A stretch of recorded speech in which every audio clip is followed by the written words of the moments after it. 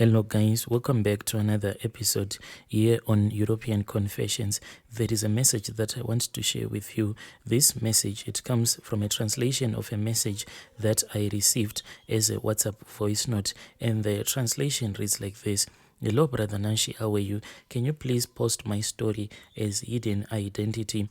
I am a young woman who is from Zim. Currently, I am staying here in Dubai where I am based, and me being here in Dubai, it is not like when I came here, I was very desperate to look for work or anything. I am someone who is able to take care of herself no matter where I go, because there are some things that I did, but everything that I did, brother Nashi, it was out of anger and bitterness. I grew up in Harare, brother Nashi, and when I grew up in Harare, our life was not that bad.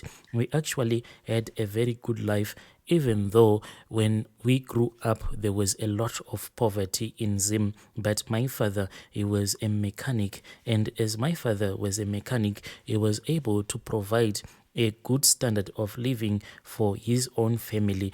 I went to good schools, and my siblings, they were all in boarding schools. My father loved me a lot, so he didn't want to be far away from me. That was why I never went to boarding school. Even though I never went to boarding school, but the kind of schools that I attended, they were very good schools. As we grew up, my brother, that was when my mother went back to the village. When she had gone to the village, she then collected one of her sisters, and we started staying with my mom, my father, and my mother's sister. As we were staying like that, just thinking that we were a normal family, but what was happening was that my father and my mother's sister, they were now heavily involved in a relationship. What they used to do is that my father would pretend as if he would be watching TV till late, but late at night what my father will do is that he will then go into the spare room where my mother's sister will be sleeping in. Then they would have intercourse. It was only known years later. This was after my mother's sister had fallen pregnant, and at that time she then lied that there was this other man that she was dating, and as she was dating that man, she had fallen pregnant for that man. But no, my brother, but this was a setup. When my father and my mother's little sister had seen that all their sexual relationship had caused her to fall pregnant, that was when she chose to lie that this other man that she was dating was the one who had made her to fall pregnant. She then moved out of the house and she started staying with her husband. All along, my brother, we actually thought that indeed the baby that she had was for her husband. Now, when she was staying with her husband, she was still breastfeeding the baby. That was when the baby started refusing to breastfeed. And as they were going around visiting a lot of prophets, that was when my mother's little sister was then told that she had to confess, and if she was not going to confess, then her baby was going to die. She then confessed, and she told her husband that no, it was not his baby, but the baby belonged to her brother-in-law, who was my father. This news, my brother, it spread like wildfire, and this caused a very deep division between my father and my mother, and a lot of relatives, they were now in support that my father was supposed to be married to my mother's little sister. Like, you know that in our culture they say that if your wife has a little sister, your wife's little sister is more like your wife. So my father then raised some money. She then went and she paid for the bride price for my mother's little sister. From there on, my mother was always sick. She had high blood pressure. She was always swollen. She would be swollen in the neck area, in her feet, and in her hands. Then whenever my father would be at home, it was like my mother's little sister was now using a lot of charms. My father and my mother, they were a couple that used to love each other a lot. But now my father hated me and he hated my mom. He stopped supporting my mother and he started supporting my mother's little sister. And in the end, he then decided to move out of the house and he started staying at the place where he was renting for my mother's little sister. That was how we lost my father. even though he was alive, but we had lost our father.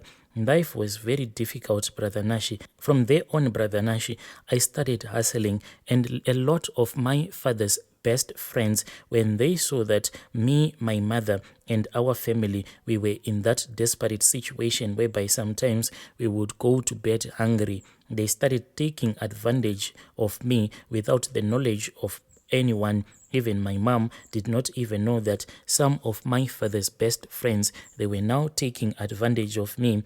It started so simple. There was this other man who was the best friend of my father. He came one day to our place, and when he saw that we didn't have anything to eat, he then said to my mom that he would go with me to the shops and he was going to buy some bread and milk and sugar so that we can have something to eat, and tomorrow he was going to come and pick up my mom so that he can buy some groceries for us. As we were walking in the dark, headed for the tuck shop, that man then started touching me all over. As he was touching me, Brother Nashi, I didn't know how to respond. He kept on touching me, and he told me that I was the most beautiful woman that he had ever seen in his life. And if I was going to agree to sleep with him, he was going to take care of my mom and to take care of my little siblings. At that time, my father had said that it was a waste of time to send us to school. So that man said that he had the money to send my little siblings to school. For that, my brother, I started sleeping with that man, and yes, he was able to continue taking my siblings to school. And this secret that I am telling you about, my mom does not even know about it, that when our father left us, then my father's best friend started taking advantage of me by sleeping with me. As I was in college, I then saw that this thing of me going to school, it was no longer working for me. Like, as a woman who had started sleeping around, I could not concentrate, and whenever I would try to concentrate with school, I kept on thinking about all the things that had happened to my mom, the way that she was sick,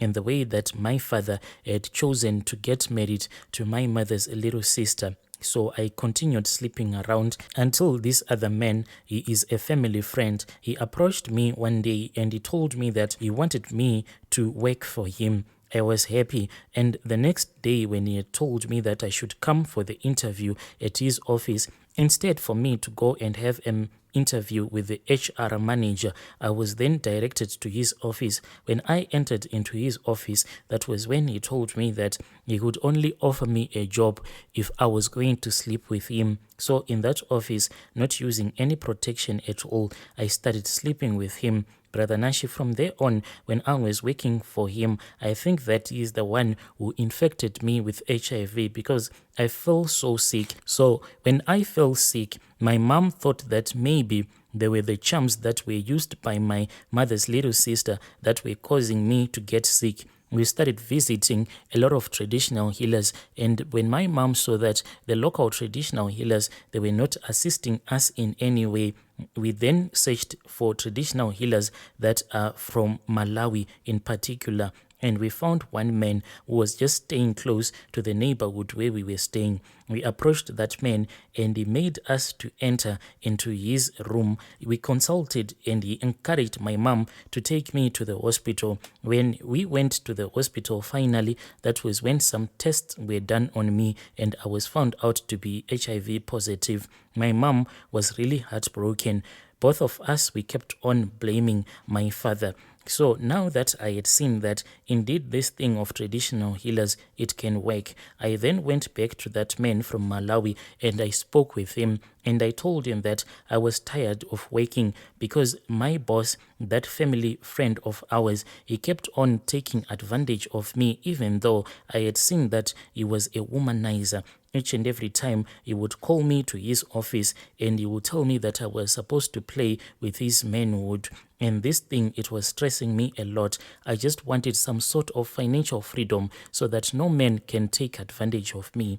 When I went back to that man, he said that it was fine. He then told me that All that he needed was a photo of any of my blood relative. I then showed him the photo of my father. At that time when this thing happened, Brother Nashi, I still remember that I was using a Samsung E250. So I had a picture of my father. I showed him the picture and he said that this was more than enough. All that I had to do was to find a way to print it out because a physical copy was needed. I went around town looking for a place where they could make a printout of that photo until I found one such place. Then they made a printout for me and I rushed back to that traditional healer. And that was when we started with the process of me sacrificing my father. Unlike other people that I hear confessing, when I did this process of sacrificing my father, I knew everything that I was doing. At that time, I had told myself that even if it means to join Satanism, I was going to do it so that I can wipe away the bitterness that was in my heart.